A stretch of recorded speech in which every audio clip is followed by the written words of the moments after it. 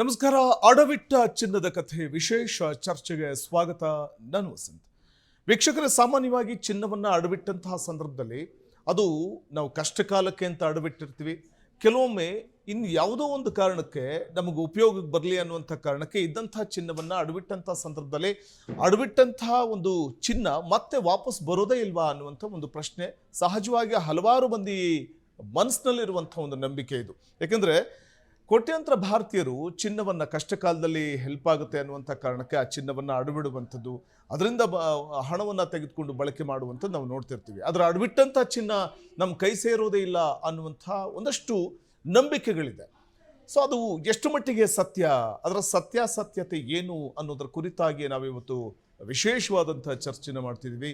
ಯಾಕೆಂದರೆ ಅಡವಿಟ್ಟಂಥ ಚಿನ್ನ ನಮ್ಮ ಕಷ್ಟಕಾಲಕ್ಕಾಗುತ್ತೆ, ಅದರ ಜೊತೆಗೆ ನಮಗೆ ಬೇಕು ಅಂತಂದಾಗ ಅದನ್ನು ಬಿಡಿಸ್ಕೊಳ್ಬೇಕಾಗತ್ತೆ. ಆದರೆ ಸಮಯ ಸಂದರ್ಭದಲ್ಲಿ ನಾವು ಅಂದರೆ ಜಾತಕದ ಪ್ರಕಾರ ಕೂಡ ನಾವು ನೋಡ್ತಾ ಹೋದರೆ ಸರಿಯಾದ ಸಮಯಕ್ಕೆ ಅಥವಾ ಸರಿಯಾದ ಸಂದರ್ಭದಲ್ಲಿ ನಾವು ಹಣವನ್ನು ಅಥವಾ ಪಡ್ಕೊಳ್ಬೇಕು ಅಂತಂದಾಗ ಚಿನ್ನವನ್ನು ಅಡವಿಡಲಿಕ್ಕೆ ಮುಂದಾದಂತಹ ಸಂದರ್ಭ ಅಥವಾ ಮುಂದಾಗದೇ ಇದ್ದಂಥ ಸಂದರ್ಭದಲ್ಲಿ ಆ ಅಡವಿಟ್ಟಂಥ ಚಿನ್ನ ಮತ್ತೆ ನಮ್ಮ ಕೈ ಸೇರೋದಿಲ್ಲ, ರಿಟರ್ನ್ ಬರೋದೇ ಇಲ್ಲ ಅನ್ನುವಂಥ ಒಂದು ನಂಬಿಕೆ ಇದೆಯಲ್ಲ, ಈ ಕುರಿತಾಗಿ ನಾವು ಇವತ್ತು ಚರ್ಚೆಯನ್ನು ಮಾಡ್ತಾ ಇರುವಂಥದ್ದು ಇದೆ ಈ ಹೊತ್ತಿನ ವಿಶೇಷ ಚರ್ಚಾ ಕಾರ್ಯಕ್ರಮ.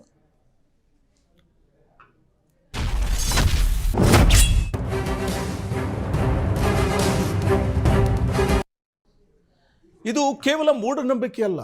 ಹಲವಾರು ಬಾರಿ ಆ ಸಂದರ್ಭಗಳನ್ನು ನಾವು ನೋಡಿದಾಗ ಅದು ನಿಜ ಕೂಡ ಆಗಿರುತ್ತೆ, ನಿಜವಾಗಿಯೂ ಅದು ರುಜುವಾತಾಗಿರುತ್ತೆ.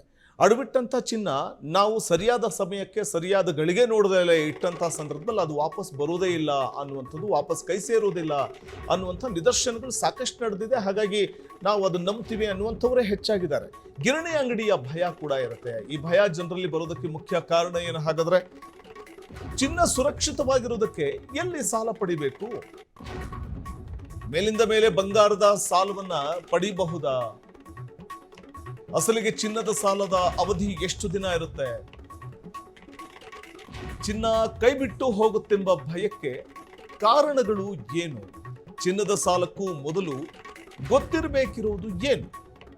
ಸಾಲ ಪಡೆಯುವ ಮೊದಲು ಏನೆಲ್ಲ ತಿಳಿದಿರಬೇಕಾಗತ್ತೆ?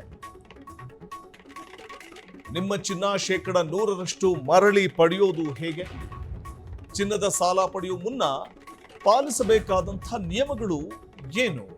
ಈ 3 ಬ್ಯಾಂಕ್ ನಿಯಮಗಳು ಗೊತ್ತಿದ್ರೆ, ಅಂದ್ರೆ ಗೊತ್ತಿರದೇ ಇದ್ರೆ ಕಷ್ಟನ.